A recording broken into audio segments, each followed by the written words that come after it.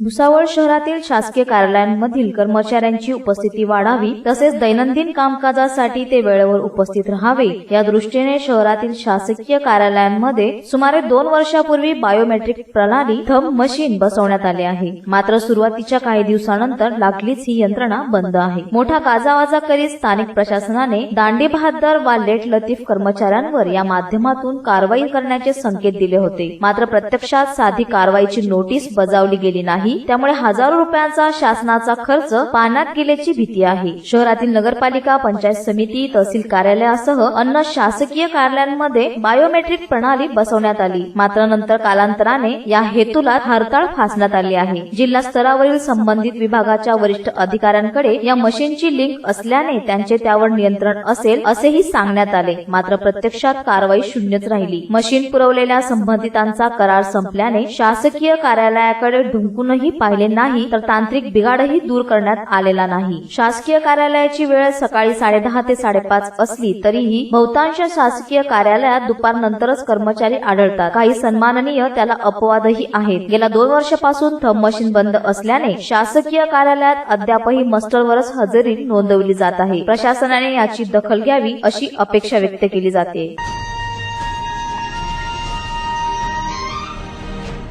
जळगाव भुसावळ डेपोतील बस क्रमांक MH40 N9018 Bhusawal थोरगव्हाण या बसला थोरगव्हाण गावातील शाळकरी विद्यार्थी व त्यांच्या मावशीने 1 तास कासा फाट्याजवळ वेठीत धरून ठेवले. सीटच्या वादावरून या महिलेने एक प्रवासी पुरुषाशी दबंगगिरी व दादागिरी केली. या महिलेसोबत थोरगव्हाण गावातील 15 ते 20 मुले आधीच पतपेटीजवळ 2 व्हीलर घेऊन उभे होते. या गोष्टीची माहिती शहर पोलीस स्टेशनच्या DB पथकांना मिळताच त्यांनी घटनास्थळी जाऊन मुलांना पांगवण्याचे काम सुद्धा केले. परंतु येथेच प्रकरण शांत न होता या महिलेने दादागिरी आणि दबंगगिरी दाखवत या प्रवाशाला कासवा येथे नेऊन संपूर्ण बस प्रवाशांसहित 1 तास रोखून धरली. सीटच्या वादावरून या महिलेची या प्रवासी पुरुषासोबत बाचाबाची झाल्यानंतर या गोष्टीची माफी मागण्यासाठी या महिलेने या प्रवाशाला दामदाटी सुरू केली होती. हा होणारा सर्व प्रकार बसमधील चालक आणि कंडक्टर यांच्यासह बसमधील प्रवाशीही बघत होते. तसेच या महिलेने या वादग्रस्त पुरुषाला आपण पोलीस महिला असल्याचेही सांगितले. आणि सगळ्यात मोठी बाब म्हणजे या बसमधील चालक आणि कंडक्टर यांच्याकडे पोलीस स्टेशनचा क्रमांकही उपलब्ध नव्हता. काही प्रवाशांच्या मध्यस्थीने या महिलेला शांत करून तिला तिच्या गावी थोरगव्हाण येथे सोडण्यात आले.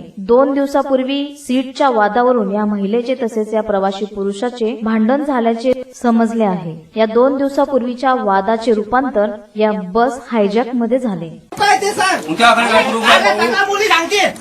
खोटं बोलताय का? तुम्हाला जे करायचं ते करा. तू काय बोलला? भाषा कशी होते कशी होते? आता बी जायचं. आणि तू काय बोलला? माफी मागायचा विषय करणार. माझा वैयक्तिक खुर्ची म्हणे बसायची. माझी हा वैयक्तिक हा कोणत्या पोलीस स्टेशनला आहे तुम्ही? का बरं? तू कोण माझा इंटरव्ह्यू घेणारा? मग तुम्ही कोण माझा इंटरव्ह्यू तुझी घेणार? बहीण माझा फाईन काढते. तू कोण रे माझा इंटरव्ह्यू घेणारा? ते करा बाकी मी तुला नको माझ्याशी तू काय बोलला? कुठे चालली? तोरगान चाललेली आहे. हा प्रकार तुमच्या डोळ्यासमोर झालेला होतात का? मग आता तुम्ही ह्या ठिकाणी गाडी थांबवली जातात, 15 मिनिटं गाडी लेट झालेली आहे. तुमची जबाबदारी नाही का पोलिसांना गाडी नेणे? कुठे कोणत्या पोलिसांना जाता तुम्ही? कोणत्या पोलिसांना जाता तुम्ही? पण तुम्ही कंडक्टर आहात ना? गाडी फिरायची काय? डोंबिवली शास्त्रीनगर रुग्णालयात दोघा मद्यपी रिक्षा चालकांनी धुडकूस घातला. डॉक्टरला शिवीगाळ करीत अंगावर धावले असता डॉक्टरांना वाचवण्यासाठी मध्ये पडलेल्या सुरक्षा रक्षकाला लाथाबुक्क्यांनी या दोघा रिक्षा चालकांनी बेदम मारहाण केल्याची घटना डोंबिवली येथे घडली आहे. मारहाण करणाऱ्या दोघी रिक्षावाल्यांच्या विरोधात विष्णुनगर पोलीस ठाण्यात गुन्हा दाखल झाला असून एका आरोपीला या संदर्भात अटक केली आहे. तर यातील एक आरोपी फरार आहे. दोघे मद्यपी रिक्षा चालक एका रिक्षा युनियनचे पदाधिकारी असल्याची माहिती सूत्रांच्या हाती आली आहे. रुग्णालयातील डॉक्टरला शिवीगाळ करून मारहाण करण्यास अंगावर धावून जाणे व सुरक्षा रक्षकास बेदम मारहाण केल्याने या घटनेच्या निषेधार्थ दिनांक 25 ऑगस्ट रोजी सकाळी रुग्णालयातील कर्मचारी वर्गाने काम बंद आंदोलनाचा पवित्रा घेतला होता. जखमी सुरक्षा रक्षकावर डॉक्टर शास्त्री रुग्णालयात उपचार सुरू आहेत.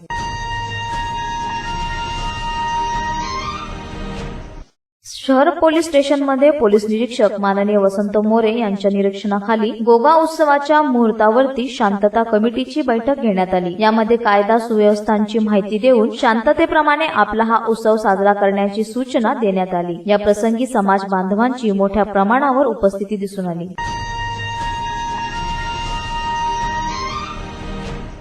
गुहागर येथे आगळीवेगळी दहीहंडी उत्सव साजरा करण्यात आला. गोविंदा पथकांची दहीहंडी फोडतेवेळी होणारा अपघात या गोष्टीला लक्षात घेत येथील गोविंदा पथकाने गिमावी गावात एक अभिनव उपक्रम राबवला. या गोविंदा पथकाने पाण्यात मनोरा उभारून दहीहंडी फोडली. गोविंदा पथकांचा होणारा अपघात या गोष्टीला लक्षात घेऊन ही आगळीवेगळी दहीहंडीचा अभिनव उपक्रम गुहागर तालुक्यातील गिमावी येथील गोविंदा पथकाने केल्यामुळे येथील नागरिकांनी त्यांचे कौतुक केले.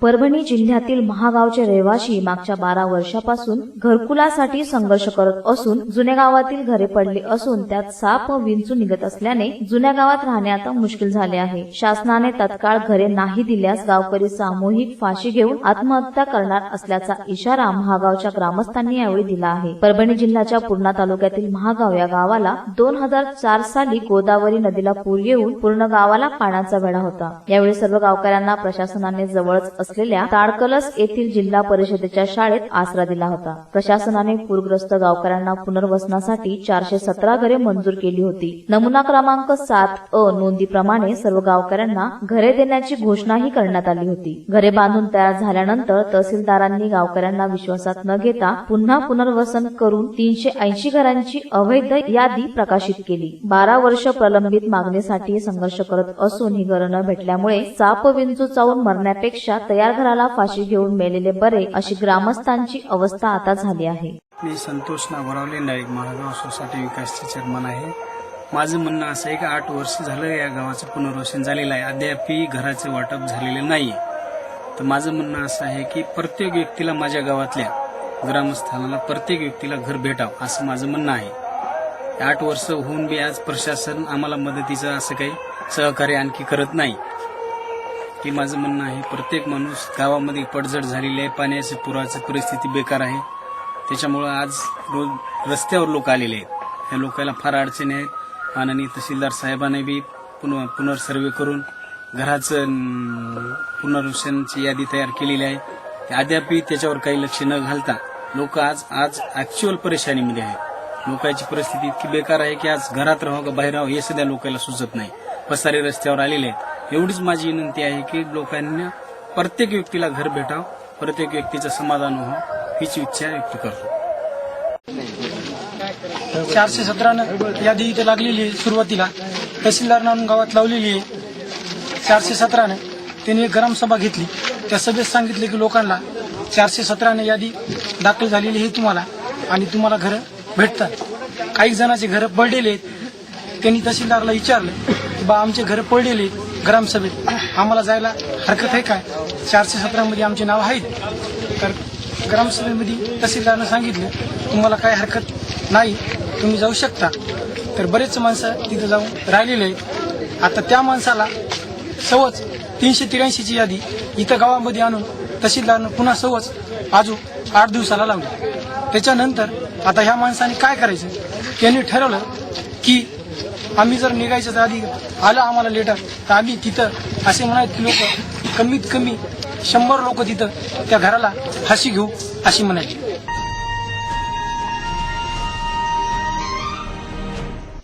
सातारा चाफळ येथे तंटामुक्ती अध्यक्ष विकास साळुंके यांच्यावर भर दिवसा गोळीबार करण्यात आला. 2 गोळ्या पाठीत घुसल्याने विकास साळुंके गंभीररित्या जखमी झाले. कराड येथे त्यांच्यावर उपचार सुरू आहेत. पैशांच्या देवाणघेवाणातून घटना घडल्याची माहिती यावेळी गावकऱ्यांनी दिली. आरोपीला गावकऱ्यांनी बेदम मारहाण करत पोलिसांच्या स्वाधीन केले आहे. यावेळी आरोपीची कमांडर गाडी ग्रामस्थांनी संतापाने जाळली. संबंधित आरोपी उमरज पोलिसांच्या ताब्यात असून याबाबतचा पुढील तपास उमरज पोलीस करीत आहेत. शहरातील प्रत्येक गणेश मंडळाच्या पदाधिकाऱ्यांनी भाविकांची गैरसोय टाळण्यासाठी 10 स्वयंसेवकांची नियुक्ती करावी. मूर्तीचे संरक्षण करण्याची काळजी घ्यावी. गर्दीवर लक्ष ठेवण्यासाठी शक्य असेल तेवढे सीसीटीव्ही कॅमेरे लावावे. वेळेचे बंधन पाळावे. मोठ्या आवाजात वाद्य वाजवू नये. धर्मदाय आयुक्तांकडे मंडळाची नोंद करावी. लेखी परवानगीशिवाय वर्गणी गोळा करू नये. वर्गणी गोळा करताना कोणालाही सक्ती करू नये. रस्त्यावर टोळक्याने वाहने अडवून व दमदाटी करून वर्गणी गोळा केल्याची तक्रार आल्यास पोलीस ठाण्यात गुन्हा दाखल केला जाईल. तसेच गणेश मंडळांचा मंडप हा रस्त्यात वाहतुकीस अडथळा ठरेल असा टाकू नये. मिरवणुकी दरम्यान डीजे वाजवू नये. ध्वनिक्षेपक रात्री 10 वाजेपर्यंत बंद करावा. अशा अनेक सूचना पोलीस ठाणे हद्दीतील गणेश मंडळांच्या पदाधिकाऱ्यांच्या बैठकीत पोलीस यांनी दिल्या. गणेश उत्सवाच्या काळात गणेश मंडळाच्या पदाधिकाऱ्यांनी पोलिसांना सहकार्य करावे. कुठेही वाद होणार नाही याची काळजी घ्यावी. कुठे काही अप्रिय घटना घडत असेल तर त्याची माहिती त्वरित पोलिसांना द्यावी. श्रीकृष्ण अष्टमी निमित्ताने भुसावळ शहरात व शाळेमध्ये शोभायात्रा काढून शाळेतील लहान चिमुकल्यांनी राधा व कृष्णांची वेशभूषा करून सर्वांचे लक्ष वेधले. म्युनिसिपल पार्क येथील कृष्ण मंदिर उत्सव समितीच्या वतीने शोभायात्रा काढण्यात आली होती. भक्तिगीतांवर भक्तितालांवरती महिलांनी गरबा व टिपऱ्या खेळून आनंद व्यक्त केला. तर के नारखेडे हायस्कूलच्या शाळेमध्ये लहान मुला मुलींनी राधा व कृष्णांची वेशभूषा करून गाण्यावर नृत्य केले. अनेक ठिकाणी भुसावळ शहरात छोट्या प्रमाणात दहीहंडी फोडण्यात आल्या. संपूर्ण भुसावळ जणू काही भक्तिमय गीताने दुमदुमून निघाले.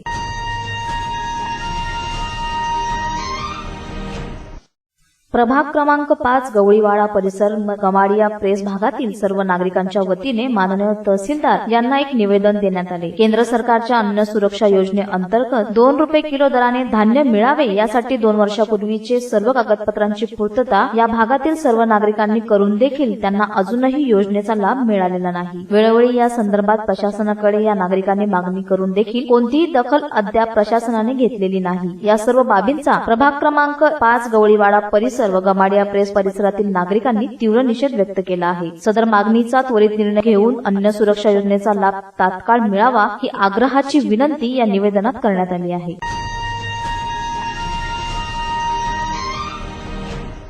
पाटणकर रोड भागात असलेले एस्कॉन श्रीकृष्ण मंदिर या मंदिरात श्रीकृष्ण जन्माष्टमी निमित्त भुसावळ शहर पंचकोशीतील भाविकांनी फार मोठी रांग दर्शनासाठी लावलेली होती. यावेळी एस्कॉन मंदिराची पदाधिकाऱ्यांच्या वतीने प्रवचनाचा कार्यक्रम देखील आयोजित करण्यात आलेला होता. श्रीकृष्णाचे अतिशय देखणे स्वरूप यावेळी आलेल्या भाविकांना पाहावयास मिळाले. श्रीकृष्ण जन्माष्टमी निमित्त एक अतिशय चैतन्यमय वातावरण संबंध परिसरात तयार झालेले होते.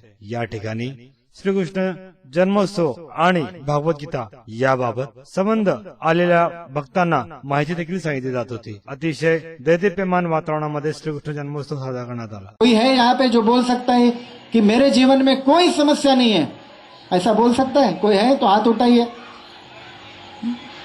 तो ये सब सुविधाएं हैं. तो हर एक महीना में क्या होता है, नई नई सुविधा आती रहती है और हमें बताते रहती है कि ये ले लो आपका जीवन सुखी हो जाएगा, ये ले लो आपका जीवन सुखी हो जाएगा. किंतु कितना भी हमारा प्रगति करे, कितनी भी सुविधाएं हो जाए, भौतिक जगत में वास्तविक सुख नहीं है. त्याच प्रकारे सराफ बाजारातील श्रीकृष्ण राधे मंदिर या ठिकाणी श्रीकृष्ण जन्मोत्सव अतिशय आनंदात साजरा करण्यात आला. यावेळी या परिसरातील भाविकांच्या वतीने भजनाचा कार्यक्रम आयोजित करण्यात आलेला होता. या कार्यक्रमामध्ये परिसरातील सर्व नागरिक फार मोठ्या संख्येत उपस्थित झालेले होते. श्रीकृष्ण जन्मोत्सव साजरा करत असताना आलेल्या भाविकांनी भजनात तल्लीन दिसून आले. यावेळी रात 12 वाजेला श्रीकृष्णाचा पाळणा हलवून श्रीकृष्ण जन्मोत्सव साजरा करण्यात आला. त्यानंतर आलेल्या भाविकांना महाप्रसाद देखील वाटप करण्यात आले.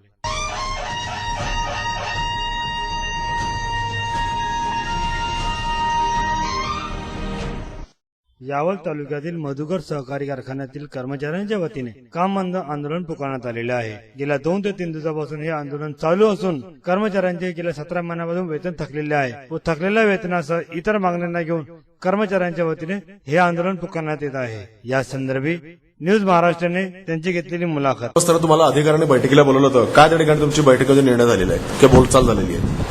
बैठकीमध्ये आम्ही सर्व पदाधिकारी आणि सदस्य गेलो असता आमचे युनियन उपाध्यक्ष दोघं आम्ही चिटणीस आणि आम्ही सेक्रेटरीना अध्यक्ष गेलो असता व संचालकांनी उपस्थित संचालकांनी आम्हाला असं सांगितलं की कारखान्याची परिस्थिती तशी नाही आहे.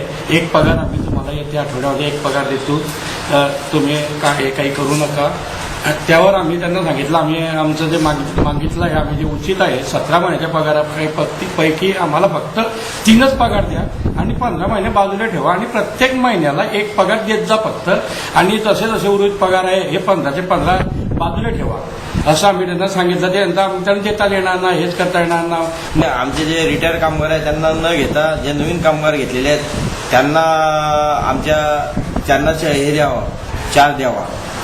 दुसरं एक अजून की त्यांचा रोजंदारीचा जो पगार आहे तो प्रत्येक 10 तारखेला देण्यात यावा. आणि असं आहे की आम्ही म्हणजे मागणी केली आहे एप्रिल 15च्या पगारासोबत 50% रिटेन्शन हंगामी लोकांचं आणि सन 2010चा रिटेन्शनचा फरक असा आम्ही पहिली मागणी केलेली आहे. दुसरी मागणी आहे मे 2015चा पगार त्याच्यासोबत जो राहिलेला 50% रिटेन्शन आहे त्याच्याबरोबर 2011चा जो फरक आहे तो